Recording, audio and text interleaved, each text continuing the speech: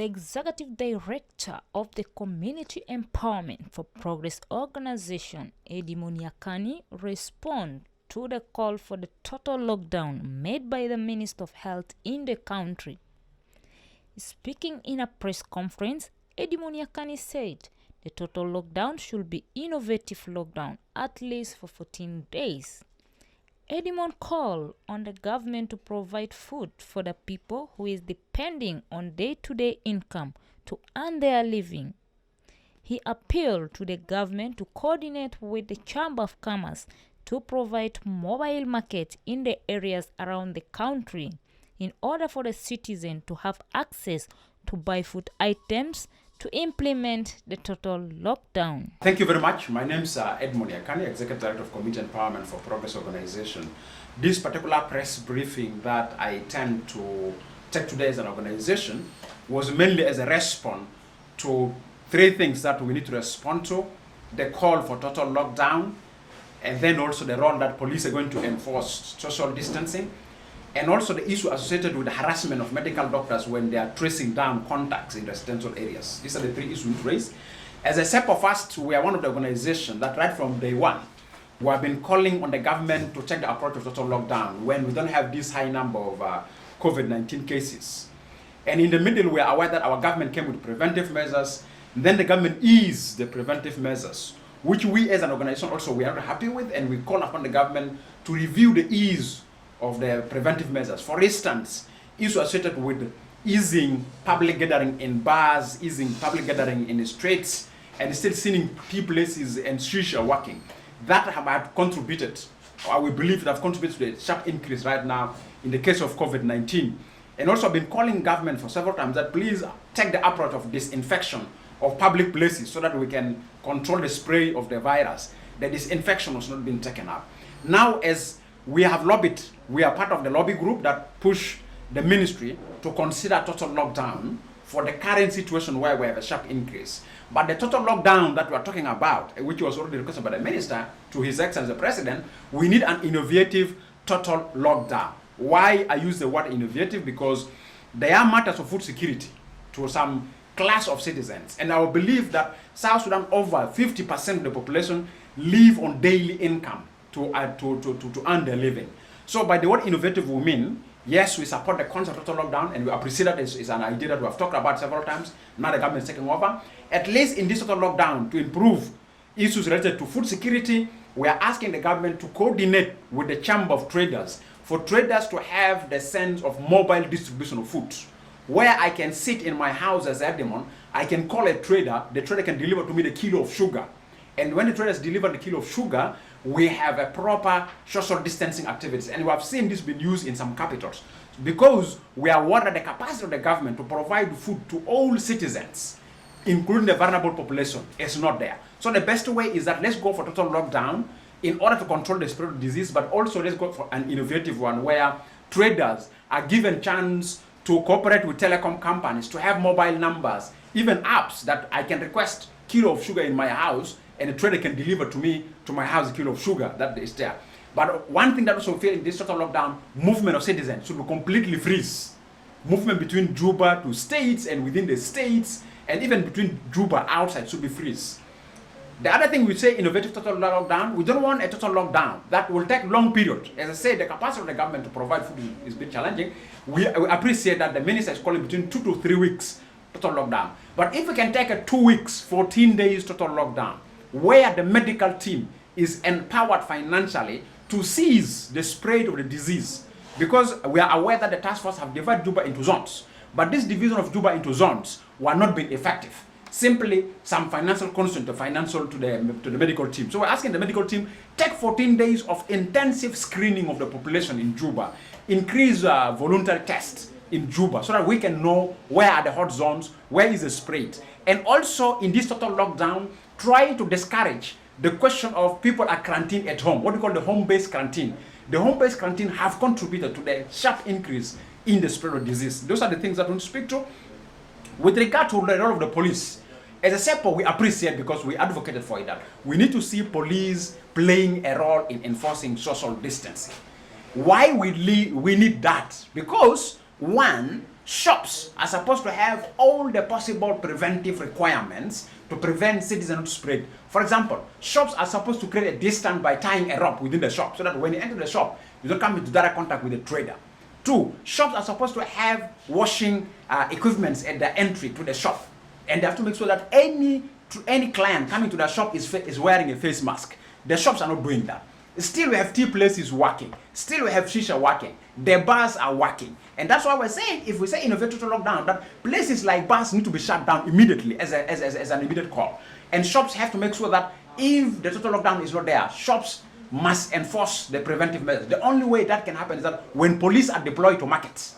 And we want to see when police are deployed to markets, police will be deployed disciplined. We don't want police to be deployed to the markets and they turn against civilians, again, harassment, and become aggressive in enforcing social lockdown. So I do agree with the IGP that less police will play a role in imposing social lockdown, but the police must behave professionally. They should not harass and they should not take as an opportunity of shortlisting funds from citizens. But also the police who are to engage in enforcing social distancing need to be prevented. They need to have personal protective equipment, these gears, face masks, sanitizers, they need to have it so they can go there. My final concern I would like to raise in this press conference is that doctors or medical personnel who are involved in tracking contacts or tracing contacts are being harassed by some civilians in the residential areas. And unfortunately, some of those civilians who are involved in harassing medical doctors or the medical personnel are people with the state power. People who have the state power, I want to use their titles to harass the doctors. The doctors or the medical personnel are going to the residential areas because they want to protect us and they want to protect the society. So there's no need to harass them. There's a need for us to make sure that doctors are not being harassed when they're doing the tracing of contacts. It's very important for us to comply with them because that helps in reducing the amount of disease. My final concern I want to raise is specific. I'm directing to the medical team in the testing center. We are receiving information, and this information I like the testing center to qualify. We have received information, some citizens that have not been tested by the center and they have never been quarantined for 14 days by the center are receiving phone calls from the center and they are told that your 14 days of quarantine has come to an end, you are now free. We are concerned about those calls. And also I have received cases where somebody was called that your 14 days is done and then you feel free. When they ask who are you talking to, who intend to, the person, the caller from the center of the testing mentioned is already the person who died 2 weeks ago. And then the person told him, are you not aware that this client have already passed away? So there's a question of accuracy in terms of communication from the center of the test and to the citizens and to the civilians. So I need really to raise this concern to the attention of the COVID-19 communication center that there's a need to build accuracy of information because that may increase level of mistrust towards communication. So I'd like to bring some attention to the attention of the COVID-19 task force that they should make sure that calls are being made to accurate people, to right clients, so that we don't get people who are receiving calls on behalf of others in a wrong way. So they need to have a proper storage of information. This is what I'd like to raise. Thank you very much for giving this opportunity to express our opinion as an organization calling for the government to be effective in responding to COVID-19. Thank you. Yes, I have just a small question to raise. A number of time about city council should provide face masks, but city council has been silent. They have launched 5 days cleaning, but we see Juba generally still dirty. What could be your text as activists on that point? You know, city council is living on the taxes that they are collecting from the retail trade. And this retail trade can be women who are selling vegetables, retail shops. People are selling these things in the small markets. So part of the responsibility attached to the purpose of task is that when my tax is collected from me, if I pay my tax must come in return to services to me. In the current situation, in the current moment, what I would like to raise is that City Council have to respond to the retail traders by providing them personal protective equipments. One of them, the face masks. And I've seen government distributing face masks to vulnerable groups. For example, Her Excellency Vice President Rebecca Nyandengu have been effectively in distributing face masks even to vulnerable groups. What defeats City Council to receive some face masks from the head of the gender and youth cluster to give to these women in the shops. At the same time, City Council have to make sure that they have a staff that ensure traders are sitting in the market, especially women who are selling vegetables, observing the social distancing of 1 meter, because this one have to be enforced. And it's a responsibility of City Council, because since you collect taxes from them, protecting them by being effective. But you are saying City Council have been silent. I don't know why they're silent until now, but we'll be raising. So that is part of the responsibility City Council have to take. And my my position is that still I appeal for City Council to take that responsibility. Yes. Thank you so much for addressing much about the situation in South Sudan. I'm taking into the angle of UN Security Council in South Sudan. They have extended the South Sudan arms embargo to May. It's supposed to be, the deadline is supposed to be 31st of last month.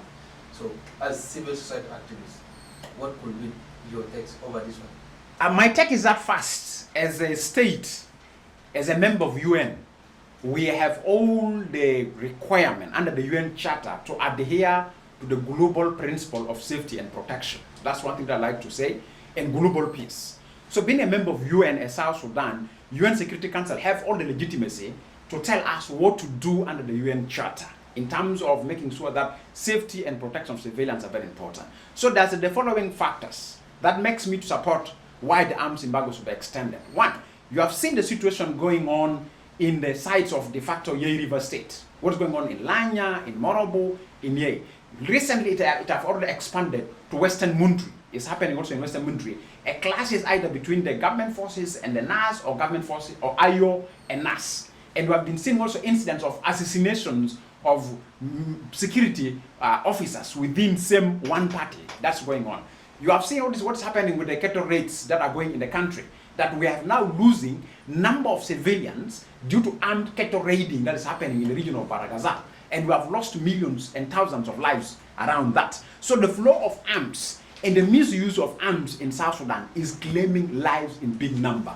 Based on that, that's why personally I support the UN extension of the arms embargo, and this should be a message to our political leaders that whenever they have political differences, arms are not the only way of resolving their differences. They can resolve their differences in a non-violent way. So my appeal is that the parties of South Sudan who are in conflict, who are using arms, should stop the use of arms, because once they're using the arms, then there's a question towards personal security and safety of individual and community. And as the UN is a global body, as I said, under the global principle of safety and protection, we must adhere to it. And that's why UN can keep imposing on us if we don't change our attitudes and our behaviors of how we resolve our political differences. Resolving political differences by use of arms will not be entertained at the current era that we're in. And that's why our appeal is that this arm embargo should be a lesson to the parties who are in conflict in South Sudan, who are using arms, that you better use a non-violent way, not arms to resolve your political differences. That is where the arms embargo can be lifted. Why? Because remember, next month, UN Security Council is going to review the resolution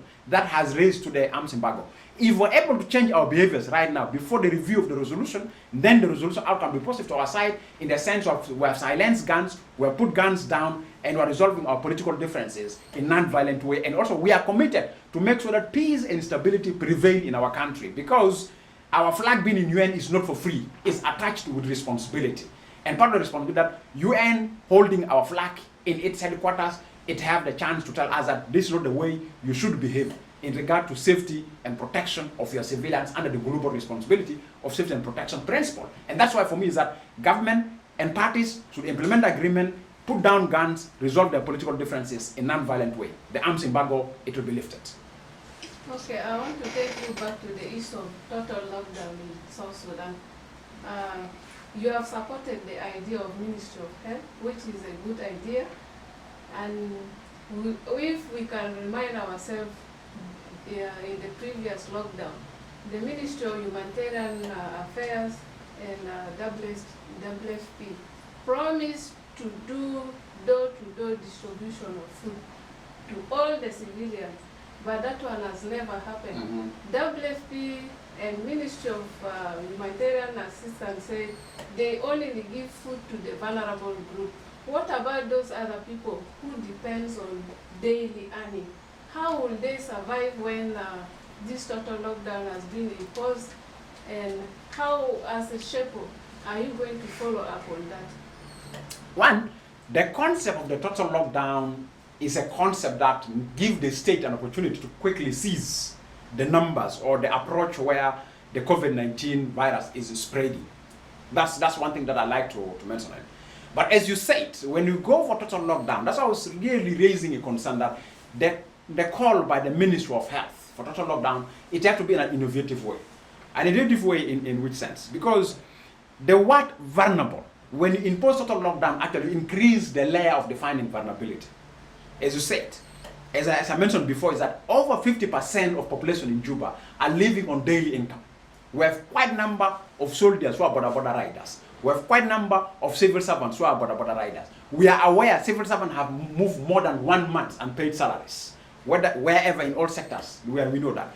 And we know that because of the COVID-19, the influx or the coming in of goods to South Sudan from the foreign countries is being drastically reduced. So that means prices have increased in the market. Prices are no longer normal. That's why we're saying the total lockdown should be in a shorter period, like 14 days. But also these 14 days, the Minister of Health should cooperate with the Chamber of Commerce and the telecom companies to start becoming innovative that food can be distributed. I can sit in my house, I can call for a kilo of sugar from the nearest shop, and the trader can deliver to me because my interaction will be between me and the trader whom I call to bring the goods. That's the innovative way how the sort of lockdown will work. So that at least to help the section of the society, which is a minority section, having income to reduce the burden of demand the government to help them.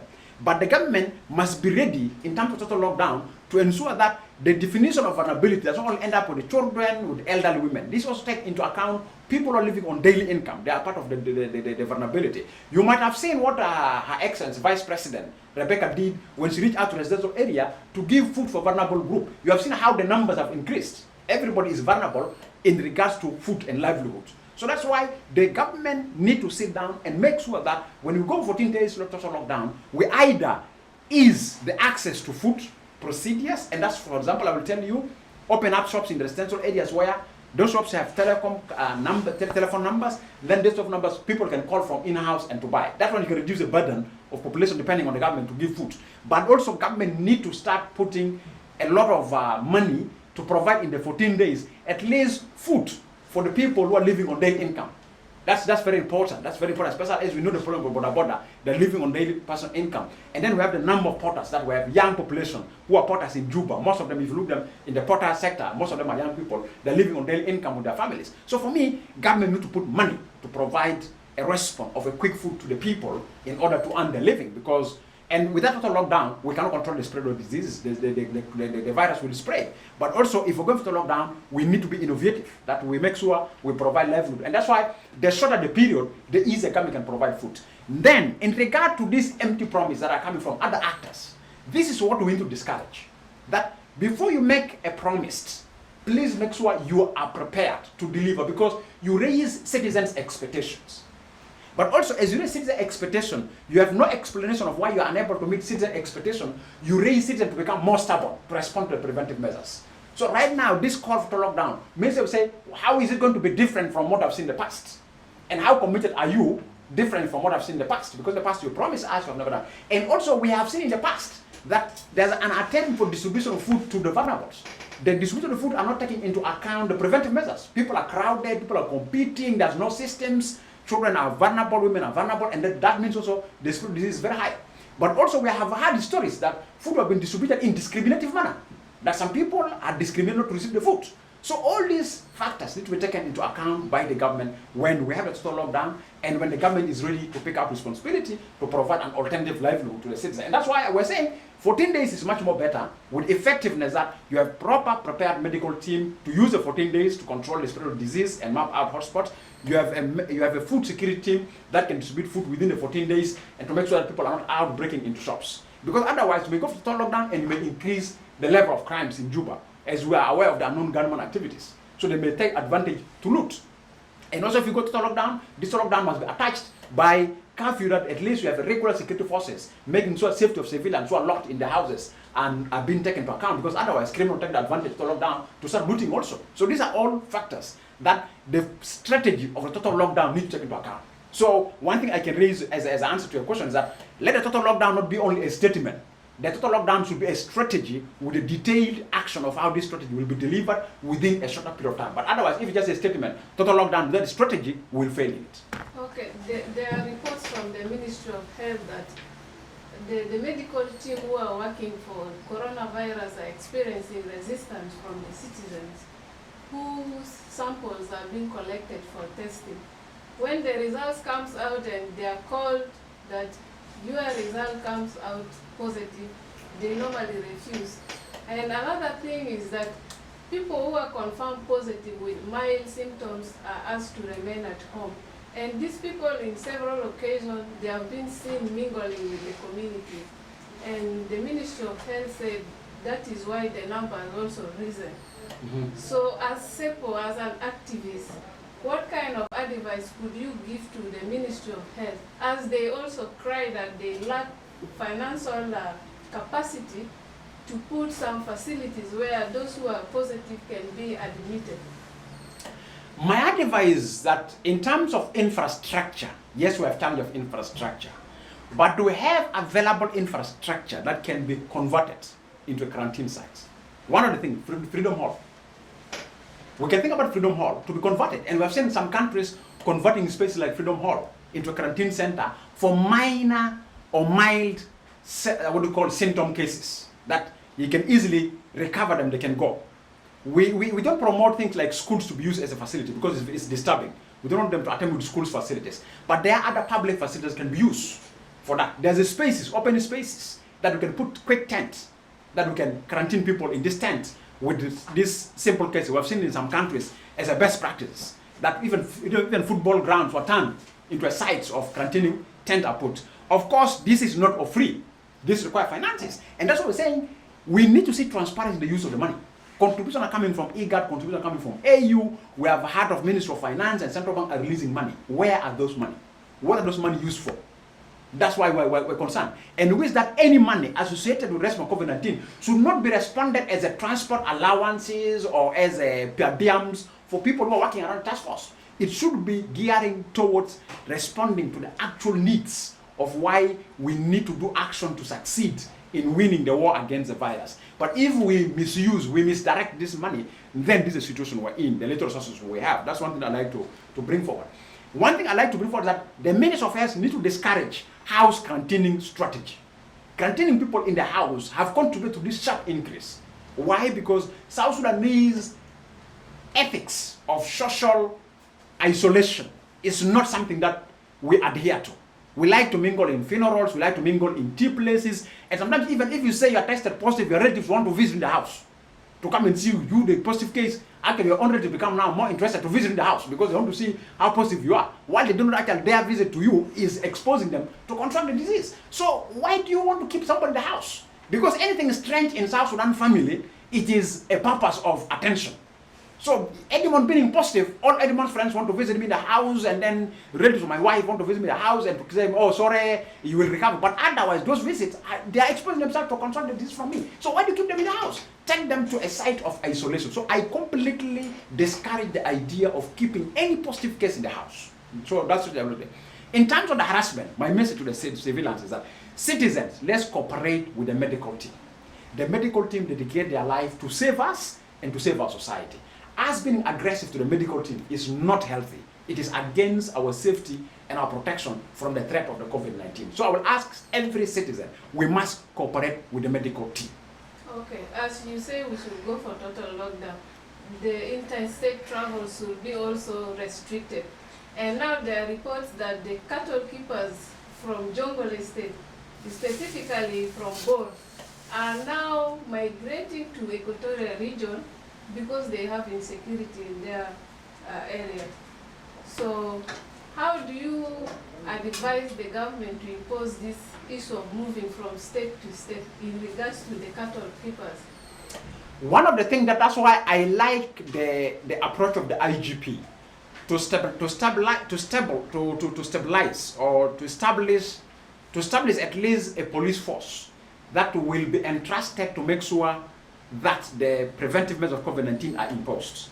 And part of the preventive measures is movement, civilian movement, whether by air, by land, or by footing. Those also be disconnected because even the cattle keepers migrating from one area to another, they may expose themselves to areas where they can get the COVID-19. That's something that we need to tell to the pastoralists, that the more they move, the more they expose themselves into risk of COVID-19. So it's not safe to move. And this particular virus does not discriminate.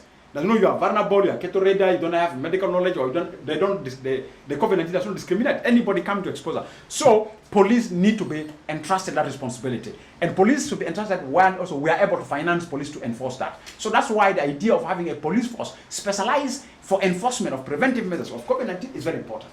It's really very, very important that police have to do that role, but also state need to empower the Ministry of Interior financially to impose that, because any movement within 14 days of total lockdown should be seized, whether by air, by land, or by footing. This is very important, so that at least we can control the spread of disease of COVID-19. Okay, my question is, you have said the total lockdown should not go beyond 14 days. What if within these 14 days the cases increase? What could be the solution? Obviously, in the 14 days, we may find an increase in the cases. But at least when you have a total lockdown, that gives the Ministry of Health and the health workers an opportunity to devolve hotspots and seize the hotspots. Let me raise why I support, let me raise a purpose why I support the total lockdown. I support the total lockdown that it will give the medical team a quickest way to gazette Juba Town into zones. To gazette Juba Town into zones, and to make sure that quickly in these zones, they have a strategy of how to control the spread of the disease. That's what will happen. So the 14 days does not mean that the cases are going to reduce. No. Likely, we may see a cases increase. But at least give the medical team to gazette Juba into zones, and when they gazette Juba into zones, they can quickly control the spread of the disease, because the total lockdown is mainly intended so that to empower medical team to seize the population and the spread of the disease within the population and design a strategy of how to respond. That's why I'm saying we should not only make a call for total lockdown. It's not a call, it's a strategy that we need to develop, and the strategy must be transparent enough that is within our following. Human resource capacity as medical field is concerned, financial capacity as demands are needed to respond to the implication of the total lockdown. So for me, it's a strategy. So the government needs to develop that strategy and take into account the human resource that is required for that total lockdown and the financial capacity that is required for that total lockdown. As we said, huge number of people are living on daily income. They may need their food security to be reinforced at the time of the total lockdown. I want to build on a question from what he has just said. Some countries have, of course, implemented total lockdown, which we have seen. And in line, they provide basic services, human rights basic services on routine basis. Now, given the situation in South Sudan, example, South Sudan government, how sure are you that the government of South Sudan will continuously provide, for example, after 2 weeks, of course, is done, and then again another 2 weeks. How sure are you that the government of South Sudan will continuously provide basic human rights needs for the people of South Sudan, given the current status of the government? That's the reason why I use the word innovative total lockdown. In the sense, if the Ministry of Health and the Ministry of Finance and Chamber of Commerce agree on a strategy on how to impose total lockdown in relation to food security, for example, traders can either have the following strategy. In some countries, let me ask what you do. Some countries have done total lockdown in the way that also they improve the way of how access to food is being done. So, for example, traders can work, the Ministry of Health, Ministry of Finance, the traders, and then the telecom companies start introducing phone numbers. I know South Sudan, in terms of technology, you are still behind, but we would have used apps for requesting food. But you can make, for example, Libya can manage the site of Munuki. Then what you need to do, those who have income, because what you want to do is you want to balance between those who have access to income to access the food within the total lockdown to reduce burden of government provide the food. So that what the government have really goes for those who are vulnerable. And as I said, the number of vulnerability in South Sudan is higher. South Sudanese are all vulnerable, they need food. So if the government can do a routine way, for example, we can call shops, they can get for us food to the house, or even you have shops that drive around with the preventive measures of COVID-19, that you can have shops. For example, let me give an example. We have all seen how charcoal is being sold in Juba. A car drives shouting, Faham, Faham, Faham, Faham. We can do that also in relation to food security, that vehicles can be packed with food and they have all the personal preventive gadgets to move in the residential area. But this means what? This means those particular individual traders who are engaged, they have to undergo all the necessary requirements to be safe from the disease, so that they can distribute the food, so that at least those who have the income can reduce the burden on the government. That's one thing that Chamber of Commerce can easily accept it, with the Ministry of Health giving them all the preventive way of how to do that trade. That can work. And at the same time, decide to the traders to market. At the same time, citizens can have access to food, those who have the income. Then, what the little funding government have can be used to buy food to give to those vulnerable. In some countries, Instead of distributing physical food, you actually cooked. You have residential area, you have restaurants that cook, and the restaurant pack the food as ready cooked food, then you distribute them. I don't think we have the capacity to cook, government to cook food for civilians to be distributed, but government can have capacity to distribute them. We have seen the model that used by Her Excellency, Rebecca Nyandeng, in terms of packing food into containers and then give to the houses. But that needs to happen when you have a strategy that you are able to map out who are the vulnerable. Because I said, even those who have the income will turn themselves vulnerable. They can turn themselves become vulnerable. They can go to the reserve areas and they can become vulnerable. But also some individuals who have criminal minded can abuse that. The number of vulnerability may increase to a side that I access the food and I sell it out to my neighbors. So these require a strategy. That's why I'm demanding that the total lockdown require a strategy from the government. It's not a matter of making a call, total lockdown, without a proper planning, strategy, and steps and procedures of how to go about with the total lockdown. Okay, don't you think using that innovative Total strategy lockdown. to distribute food in these residential areas by the traders contribute to increase of prices of commodities? I think if it is negotiated with the Chamber of Commerce, because you may take into account, ask yourself, where is traders happy? Are they happy to lock their shops and their goods which are expiring date rotten in the shops? Obviously no. Traders want to sell out their goods. But also we have seen traders have primary responsibility to contribute in the fight of COVID-19. So it's a question of innovatively, Chamber of Commerce, Minister of Finance, and the Minister of Health sitting down, design a strategy that you tell traders, instead of you having your goods in the shops, move mobile in the residential areas so that people who are locked in their houses can buy the food. But make sure that there's a price control. Because obviously I do agree with you. If there's no price control, that's what I'm saying, we need a strategy. If there's no strategy for total lockdown, traders can abuse that by saying, actually our driving around, we're burning fuel. And part of that fuel should be part of the price that we are getting. Maybe now what the government can do is that government can seize taxes. Because if 14 days we're going for the lockdown, if you seize taxes from traders, let them sell and don't tax them. In return, the price remains stable as it is. I'm confident it will help. And that's what I'm saying. It's a strategy that needs to be negotiated between Chamber of Commerce, Minister of Finance, and Minister of Health on how to be innovatively in engaging on total lockdown. We have seen some countries using the same. So it's not something new. We are not inventing the wheel. We have seen this working in some countries. And actually, if some countries sit and say, continue, you can extend even 14 days because we can extend beyond 14 days because we're able to see that our food security we're able to respond to. The challenge is how do you handle the vulnerable group during total lockdown? Because that requires government need to put money. There is one thing I want to ask also. There are reports that some government hospitals are selling the face masks donated to them by some partners to people who need masks. They are selling it, something given for free. Now they are selling it to people who need it. What can you say about that? I would like to tell you it's not a rumor. Personally, I have come into contact with that. I've come into contact with that in Juba Teaching Hospital. And remember in Juba Teaching, there's a police unit. I like the one police officer. There's this mask which was a Chinese donated face masks. I find a person within the hospital selling them at a price of at least 2,000, 3,000 per piece. Somebody first alerted me, somebody selling those face masks. Then I went to check. Is this face mask the commercial one? Because I remember there's a commercial one in the pharmacies. One thing that I was able to verify is that the one they're selling is not the one of the pharmacies. Because I asked the person, where is it? And then I saw the box, the big box of the donation, which is the one which was being donated by the Chinese, which we intend to be free. And I asked the police and I said, and I think when he saw the police coming in, you have to run. You have to run to the side. In Juba, you do that downside where there's a tuberculosis cases. He get lost, he ran to that side. So it's something that I have come into contact with. And we have had a lot of information about that. And I think for me, it is the time now for the Ministry of Health and the other government institutions to take responsibility.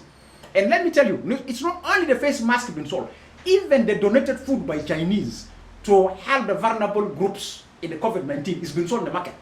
And I'm quite sure, as it less than a month or 2 months ago, the chairperson of South Sudan Relief and Rehabilitation Commission through the task force have warned citizens who receive that food as a way of helping their livelihood, taking it to the market. Because we have seen the market.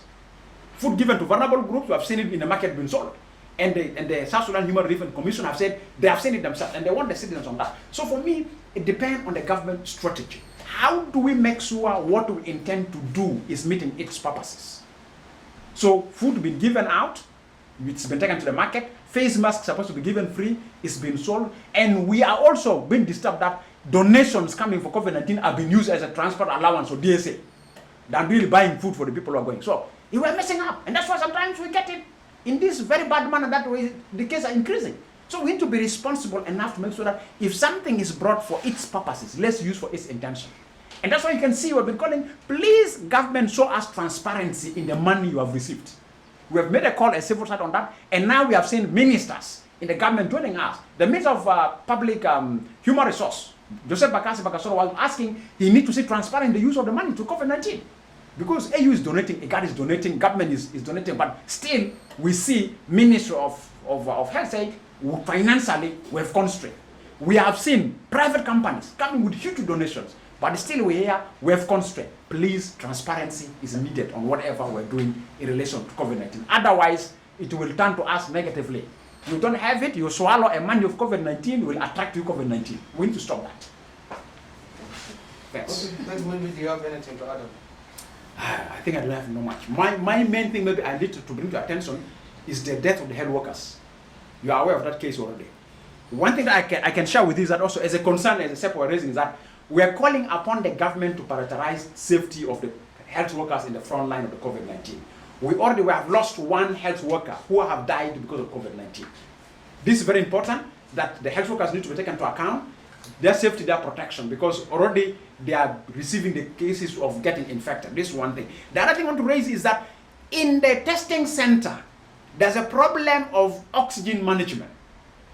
Sometimes power is put off while you have clients, and it takes time to put. I think we need to show effectiveness in providing services to positive cases of COVID-19 who are undergoing medical treatment.